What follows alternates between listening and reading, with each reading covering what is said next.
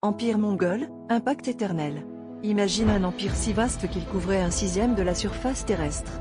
L'empire mongol de Gengis Khan n'était pas seulement le plus grand empire contigu de l'histoire, mais il a aussi bouleversé le monde médiéval avec une rapidité déconcertante. Ce n'était pas un simple règne de terreur. C'était une révolution dans l'art de la guerre, la diplomatie et le commerce. En moins de 25 ans, Gengis Khan a transformé une collection de tribus nomades en une force militaire redoutée, reliant l'Est à l'Ouest.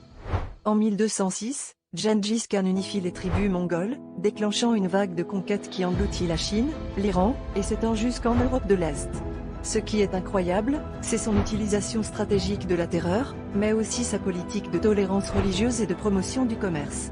Il a créé des routes commerciales sûres, qui ont permis l'échange de marchandises, d'idées et de cultures à une échelle sans précédent. Les routes de la soie sont devenues le pont entre les civilisations, changeant à jamais le paysage économique et culturel du monde connu. Mais ce n'est pas tout. L'Empire mongol a introduit des innovations telles que le service postal rapide, reliant les coins les plus reculés de l'Empire.